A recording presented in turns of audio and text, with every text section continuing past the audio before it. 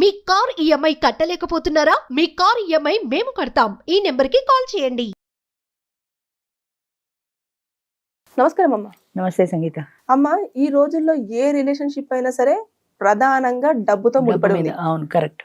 అంటే నిజమైన ఎమోషన్స్ ఎక్కడ కనిపించట్లేదు. డబ్బు ఉందా, ఓకే ఫైన్, నాకు ఆ పర్సన్ కావాలి. డబ్బు లేదా, నాకు ఆ పర్సన్ తో పని లేదు అని అంటున్నారు. అసలు దీన్ని మనం ఏ విధంగా చూసుకోవచ్చు అంటారు? నాకు మొన్న ఒక అబ్బాయి దగ్గర నుంచి ఫోన్ వచ్చింది తోడు నీడ గురించి. ఆ అబ్బాయి చేసే పని ఏంటంటే, వాడు ఉద్యోగం, నీకు ఆదాయం ఏముంది అంటే నెలకి 5,000 వస్తుంది అన్నాడు. 5,000లో నీకే సరిపోదు, నీ భార్యకి ఏం పెడతావా అంటే మాక్సిమం 10,000 వేసుకోండి అన్నాడు. ఏం పని చేస్తావన్నా, ప్లాస్టిక్ సామాన్ల బండి నడుపుతాడు వాడు.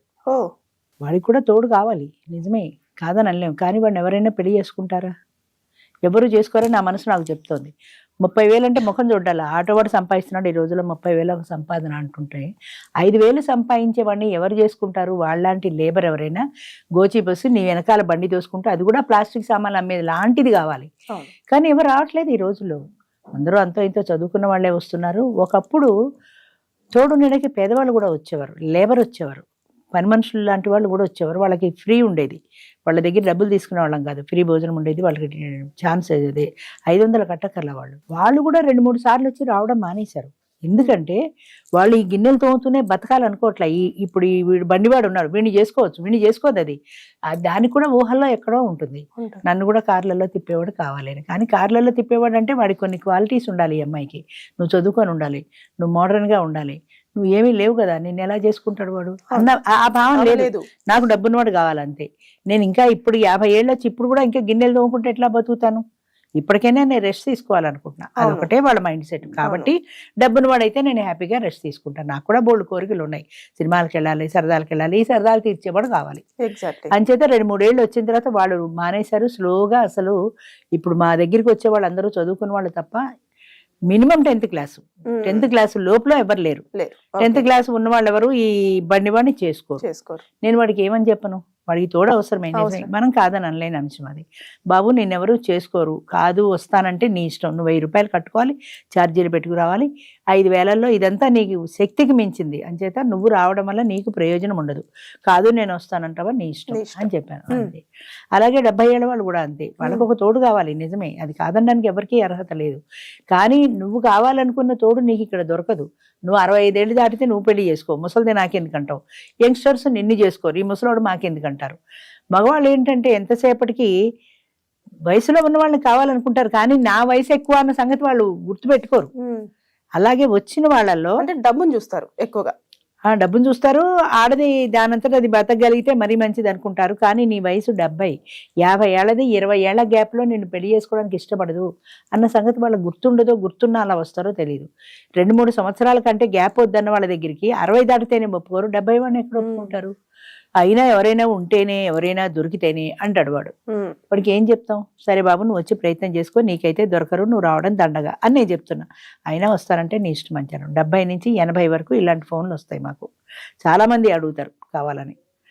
ఆశ్చర్యం ఏంటంటే నా ఫోన్లో కూడా ఉంది, మీకు చూపిస్తాను. అబ్బాయి వయసు 37, తోడు నీడ 50 పైన ఉంటాయని వాడికి తెలుసు. వాడు నాకు మెసేజ్ పెట్టాడు, ఎవరైనా నన్ను చేసుకోవడానికి ఇష్టపడే వాళ్ళు అయితే మీరు నాకు పంపించండి నెంబరు, నేను వచ్చి చూసుకుని నచ్చితే చేసుకుంటాను. వాడు ఎంత లింక్ ఉందో చూడు, వాడు వచ్చి చూసుకొని నచ్చితే చేసుకుంటాడు. అంటే నా తిండి తెప్పలు, నా పని మానేసి నీకు ఎవరు సూట్ అవుతారని నేను చూసుకోవడమే నా ఉద్యోగం అయ్యేది అసలు కాదు కదా. మ్యాట్రిమోనీ పెట్టుకుంటే వస్తారు. అంటే 36-37 ఏళ్ళ వాడు 50 ఏళ్ళ దాన్ని కన్నా తల్లి వయసు దాన్ని ఎలా చేసుకుంటానంటున్నాడు. వాడికి ఆమెను చూస్తే భార్య అన్న ఫీలింగ్ వస్తుందా, తల్లి అన్న ఫీలింగ్ వస్తుందా? నాకు అదే అర్థం కాదు. అంటే పెరవర్షన అసలు మైండ్ సెట్ ఎటెళ్తోంది. ప్రధానంగా డబ్బు ఉంటే దాంతో నువ్వు సంసారం చేయగలుగుతావా? అది నా భార్య అన్న ఫీలింగ్ వస్తుందా? నువ్వు ఎక్కడికైనా వెళ్ళగలుగుతావా? ఎవరు మీ అమ్మగారు అంటే కాదండి మా ఆవిడని చెప్పడానికి నువ్వు ఎంత సిగ్గుపడాలి? అంటే అవేమీ లేవు, డబ్బు ఉంటే చాలు. లేదా వీడికి పెళ్ళవక ఇక ఎలాంటి ఆడది అన్న పేరున్నది దొరక్క ఎవరితో వచ్చి దొరికితే చాలని వస్తున్నాడా? ఎంత పెర్వర్టెడ్ అయిపోతున్నారో మనుషులు. ఒక్కొక్కసారి బాధేస్తుంది నాకు అలాంటి వాళ్ళని చూస్తే. ఇది పెళ్లి వరకు తీసేసుకుంటే ఇప్పుడు మళ్ళీ పిల్లల విషయంలో కూడా తల్లిదండ్రులు ఆస్తి ఉంటేనే చూసుకుంటున్నారు కదమ్మా. అంతే కదా, ఆస్తి డబ్బు ప్రధానం. డబ్బు ఉంటేనే ఏదైనా. డబ్బు ఉన్నవాడు కావాలి. వాళ్ళకి 50 ఏళ్ళు ఉండని, వాళ్ళు ఏ పని చేయని, నాకు అందమైన వాడు, అందం కూడా కావాలి. మళ్ళీ వాడికి చాలామంది ఆడవాళ్ళు కానీ మగవాళ్ళు కానీ వస్తారు. అందరూ భగవంతుడు ఇచ్చిన రూపం, మన చేతుల్లో ఏమీ లేదు. కొంతమంది చూడడానికి అంత గుడ్ లుకింగ్ ఉండరు. వాడు వచ్చిన వాడు బాగా ఎర్రగా బుర్రగా అందంగా ఉన్నదాన్ని చూసి అడుగుతాడు. అడిగే ముందు ఒక్కసారి అద్దంలో మన ముఖం చూసుకోరు కదా. నీకు ఆమె నచ్చింది ఓకే, ఆమెకు నువ్వు నచ్చుతావని వెనక్కి తిరిగి ప్రశ్న వేసుకోరు. పెద్ద ప్రాబ్లం ఎక్కడొస్తుందంటే ఒక ప్రశ్న అటే పెడుతుంది కానీ అట్నుంచి తిరిగి అవతల వాళ్ళ వైపు నుంచి మనం ఆలోచించాం. రాత్రి 12ంటికి ఫోన్ వస్తుంది, నాకు ఏంటయ్యా 12ంటికి ఫోన్ చేసా బుద్ధి లేదా అంటే, మీరు పడుకోలేదేమో అని చేశా, 12 కదండి అయింది అంటాడు వాడు. వాడిని సాచిరంకాయ కొట్టాలన్నంత కోపం వస్తుంది. 12 కదా అదే 12 కదా అంటే నీకు నిద్ర పట్టక 12 కానీ నాకు సగం నిద్రలో ఉన్నాను నేను. లేపి పైగా ఏమండి వాడు అడుగుతున్నాడు 10కి ఫోన్ చేశాడు నాకు, ఏమండి ఇది ఏ ఊరండి వాడు అడిగిన ప్రశ్న అది, ఏమండి ఇది ఏ ఊరండి. మొన్నాడు ఫోన్ చేసి తిట్టాను, బుద్ధి ఉందా బుద్ధి లేదా, రాత్రి 10ంటికి పడుకున్నా. అసలు ఆడవాళ్ళకి ఆ టైంలో ఫోన్ చేయొచ్చా, రేపు పొద్దున అడిగితే ఏదైనా హార్ట్ అటాక్ లాంటి సీనియర్ ప్రాబ్లమ్ సిన్సియర్ కాదు కదా. ఇది ఆడవాళ్ళ ఫోన్ నెంబర్ నాకు తెలియదు కదండి, ఫోన్ నెంబరే కదా ఉంటుంది. ఫోన్ మగవాడికే అనుకో, మగవాడికైనా రాత్రి 10ంటికి ఫోన్ చేసి అవసరమా, తెల్లారి ఫోన్ చేయొచ్చు కదా అంటే, నాకు ఈ నెంబర్ ఎవరో ఇచ్చారండి అందుకని, ఎవరో ఇస్తే రాత్రి ఫోన్ అంటే అసలు ప్రపంచ జ్ఞానం శూన్యం మనుషులకు. నాకు ఫోన్ నెంబర్ వచ్చింది నేను ఫోన్ చేశా అంతే, అంతేగాని ఈ టైంలో చేయకూడదు అన్న పరిజ్ఞానం లేదు. అలాగే ఈ విషయంలో కూడా అంతే, నాకు నచ్చింది కాబట్టి నేను అడిగా, నచ్చపోతే మానేమానండి, వద్దని చెప్పానండి. వద్దని డబ్బులు ఉన్నాయి నీ మేలిగో హర్ట్ అవదా, ఆవిడ నువ్వు నచ్చలేదు నాకు వద్దని నీ ముఖం మీద చెప్తే నీ మేలిగో హర్ట్ అవదా. అంచేత ఆడవాళ్ళు కూడా వాళ్ళు లేవరు, వాడి నెంబర్ చదివి ఈ టోకెన్ నెంబర్ ఎవరు లేవడమ్మా అంటే వాడిని చూడగానే వాళ్ళు ఎవరు రావటం లేదండి ఎవరు రావటం లేదండి అంటాడు. అద్దంలో నీ ముఖం ఒకసారి చూసుకో. అచ్చా అలా కూడా జరుగుతుందా బోలుడు అలాగా. ఎవరో ఒక ఇలాగే ఎవడో అంటే ఒక అమ్మాయిని చూపించా, ఈ అమ్మాయిని చేసుకో, ఈ అమ్మాయి రెడీ నేను చేసుకోవడానికి, వద్దండి వద్దండి అన్నప్పుడు నీకు అందమైంది కావాలి, దానికి కూడా అందమైన వాడే కావాలన్న ఆలోచన నీకెందుకు రాదు, అది ఆలోచించుకోవాలి కదా. అది లేదు. కొంతమంది డబ్బున్న వాళ్ళే కాదు మిడిల్ క్లాస్ వాళ్ళు కూడా ఉంటారు, అందరూ ఎర్రగా బుర్రగా ఉన్న వాడి దగ్గర ఇంత పెద్ద క్యూ ఉంటుంది, ఇంత పెద్ద టోకెన్లు ఇస్తారు ఈమె నాకు కావాలి అని. యావరేజ్ గా ఉన్న వాడి దగ్గర ఒక్క టోకెన్ ఉండదు, ఒక్కళ్ళు అడగరా. అంటే రెండు చూస్తారమ్మా, అందంతో పాటు డబ్బు రెండు చూస్తారు. అందం ప్రధానం, దాని తర్వాత ఆమె ఉద్యోగమో డబ్బో ఉంటే ఇంకా మంచిది, అది సెకండ్ అనుకో. ముందు ఫస్ట్ అందం ప్రధానం. నువ్వు కూర్చొని లేవలేవు, నీకు 65 ఏళ్ళు 70 ఏళ్ళు వస్తున్నాయి, ఈ అందగత్తం చేసుకొని నువ్వేం చేస్తావు, అది ఎక్కడో దుకాణం పెడుతుంది నీ ఇంట్లో, మనశ్శాంతి లేకుండా పోతుంది కదా. అంటే ఎర్రగా బుర్రగా ఉండాలి, అందంగా ఉండాలి, అందంగా ఉండాలి. ప్రతి వాళ్ళు అడిగేది ఇదే, అందంగా ఉండాలి. తప్పని నేను అంటే అందమైన భార్య కావాలని ప్రతి ఒక్కరికి ఉంటుంది, అందమైన భర్త కావాలని ప్రతి ఒక్కరికి ఉంటుంది, సహజం అది. కానీ దానికి ముందు మన స్థాయి చూసుకోవాలి కదా. నాకు ఒక ఫ్రెండ్ ఉంది, ఆవిడ ఏమడిగిందంటే, నాకు నా భర్త చనిపోయాడు, నాకు తోడు కావాలి. అమ్మ తోడు నేను ఇచ్చేది కాదు, మీటింగ్కి రండి, మీటింగ్లో చూసుకోండి. నాకు దామోదరరావు గారు లాంటి వాళ్ళు, దామోదరరావు అంటే మా భర్త, దామోదరరావు గారు లాంటి వాళ్ళు కావాలి. ఆయనే ఎందుకు అడుగుతున్నావు, ఆయన లాంటి వాళ్ళు ఎందుకు అడుగుతున్నావు, ఆయన మిమ్మల్ని టూర్లు అవి తిప్పుతారు కదా. నేను దామోదరరావు గారు లాంటి వాళ్ళు ఎందుకు, దామోదరరావు గారే ఉన్నారు నాతో పాటు కారులో వచ్చే ఇంటికి, నిన్ను పరిచయం చేస్తాను. ఆయన ఓకే అంటే అదే క్షణంలో నేను వెళ్ళిపోతాను, నిన్న ఆయన ఓకే అంటే నేను వెళ్ళిపోతాను. అయితే ఆయనకి కొన్ని క్వాలిటీస్ ఉన్నాయి, అంటే ఆయన కోరుకున్న వ్యక్తికి కొన్ని క్వాలిటీస్ కావాలి. బాగా పొడుగ్గా ఉండాలి, నువ్వు 5 అడుగులు ఉన్నావు, ఆయన మెడలో దండ వేయాలంటే స్టూల్ వేసుకుంటే గానీ అందరు ఆయన. 2 బాగా చదువుకున్నది కావాలి, నేను MA MD చదివాను, నువ్వు 10th క్లాస్. ఆయన చదువుకున్నది కావాలనుకున్నప్పుడు 10th క్లాస్ దాన్ని ఎలా చేసుకుంటాడు. అనర్గళంగా మాట్లాడగలగాలి, నేను అనర్గళంగా ఏ టాపిక్ అయినా మాట్లాడతాను, ఇదే కాదు ఏదైనా మాట్లాడతాను. నాకు మాట్లాడమంటే భయం అండి. నాకు 70 ఏళ్ళు పైన ఉన్నాయి, నేను ఇప్పటికీ ఫంక్షన్స్లో డ్యాన్సులు చేస్తాను, అందరం కలిసి డ్యాన్స్ చేస్తాం, నేను చేయగలను. నాకు డ్యాన్సులు రావండి, నేను స్టేజ్ ఎక్కనండి, మైక్ పట్టుకు మాట్లాడమంటే నాకు భయం. మరి ఏ క్వాలిటీ చూసి పెళ్లి చేసుకుంటాను నేను, అది తెలియలేదా. నీకు ఆయన కావాలి కానీ ఆయనకు నువ్వు నచ్చుతావా లేదా అన్న క్వశ్చన్ లేదు, నాకు ఆయన కావాలి అంతే. ఏమవుతుంది, అర్థమైపోయింది, రాలేదనుకో. అసలు వస్తే ఆయన ఒప్పుకుంటాడా అంటే ఆయనకి నచ్చిన క్వాలిటీస్ నాలో ఏమున్నాయి అని ఒక్కసారి వెనక్కి తిరిగి ప్రశ్న వేసుకోవాలి కదా. అది ఉండదు, నాకు ఆయన నచ్చాడు బస్ అంతే. అంటే అవతల వ్యక్తి గురించి ఆలోచించే ఒక సంస్కారం లేదు మనుషుల్లో. ఇది ఒక చిన్న ఎగ్జాంపులే కానీ ప్రతి వాళ్ళు రాత్రి 10ంటికి 12ంటికి ఫోన్ చేసేవాడైనా అంతే, అందరూ అంతే అదే పరిస్థితి. రిలేషన్షిప్లు అన్నీ కూడా డబ్బుతోటే ముడిపడున్నాయి, అందులో ఎలాంటి అబద్ధమో లేదు. ఎక్కడో ఒకళ్ళో ఇద్దరో ఉంటారు, నాకు డబ్బు అవసరం లేదు, నేను మనిషిని ఇష్టపడి వచ్చాను కానీ మనిషిగానే కోరుకున్నాను, నాకు డబ్బుతో పని లేదన్న వాళ్ళని వేళ్ల మీద లెక్క పెట్టచ్చు. 300 మంది వచ్చారు మొన్న, నాకు డబ్బు అవసరం లేదండి అంటారు. ప్రతి వాళ్ళు స్టేజ్ ఎక్కి నన్ను బాగా అర్థం చేసుకునే మనిషి కావాలండి అంటారు. నాకు నవ్వు వస్తుంది. నిన్ను అర్థం చేసుకునే మనిషి కావాలి, నువ్వు ఆయన ఎంతవరకు అర్థం చేసుకుంటావు, అది లేదా. ఆయన నన్ను అర్థం చేసుకోవాలనే కానీ నువ్వు తిరిగి ఆయన అర్థం చేసుకోగలవా, అది లేదు. నన్ను అర్థం చేసుకునే మనిషి అంటే ఇవాళ సినిమా అంటే సినిమాకి తీసుకెళ్ళకపోతే వాడు అర్థం చేసుకున్నట్టే. సింపుల్గా ఈ ఒక్కటి చాలు, ఈ ఒక్క ప్రశ్న చెప్పారంటే దానికి ఎవడూ రాడు, ఎలా వస్తాడు.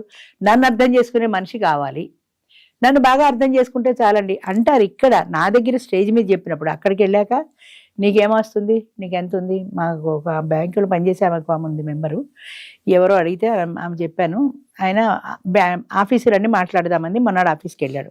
ఆవిడ 3 ప్రశ్నలు వేసింది. ఒకటి, నీ ఆస్తి ఎంత, ఓకే, అది నీ ఒక్కడికైనా అందులో వాటాలు ఏమన్నా ఉన్నాయా, ఒకవేళ అంటే పిల్లలకి ఏమైనా షేర్ ఉందా, ఒకవేళ వాటాలు పోతే ఆ ఆస్తి వాల్యూ ఎంత, నీ వాటాకు వచ్చే ఆస్తి వాల్యూ ఎంత, ఈ 3 ప్రశ్నలు అడిగింది. ఇంకా ఆయన ఇంకా జవాబు చెప్పాలా, వచ్చేసాడు. నువ్వు ఉన్నావా, తిన్నావా, నీ పరిస్థితి ఏంటి అని నా మంచి చెడ్డలు ఏమి అడగలేదు ఆమె. ఆస్తి నాకెందుకమ్మా అని వదిలేశాడు అంతే. అలాగా డబ్బు కోసం చేసుకునే వాళ్ళు చాలా మంది ఉన్నారు. మన వంక పెట్టడం కాదు, కానీ డబ్బు ప్రధానం. మనకే 50-60 ఏళ్ళు వచ్చే ఎన్నాళ్ళు బతికి చేస్తాము. ఏదో ఇంత అలానే లోయర్ క్లాస్ అది ప్లాస్టిక్ బండి వాడిని చేసుకోమంటలా నేను. నీకు ఏదో ఫుడ్ పెట్టి కలిగితే చాలు కదా, ఏ మోటార్ సైకిల్ మీద ఓ సినిమా తీసుకెళ్తే చాలు కదా, కారులోనే తిరగాలి, మంచి బంగ్లా కావాలి, మంచి ఇల్లు కావాలి, నేను వంట చేయను, వంట మనిషి, పని మనిషి పెట్టి నన్ను పువ్వులాగా రోజుకొక చీర కట్టుకొని నేను సోఫాలో కూర్చుంటే ఇలా అలంకరించుకొని ఆయన చూసి ఆనందించాలి అంతే. డబ్బుతో పూజించాలి అంతేగాని అవతల వ్యక్తి ఏంటి, వాళ్ళ పూర్వాపరాలు ఏంటి, వాడి కుటుంబం ఏంటి ఎవరికి అక్కర్లా.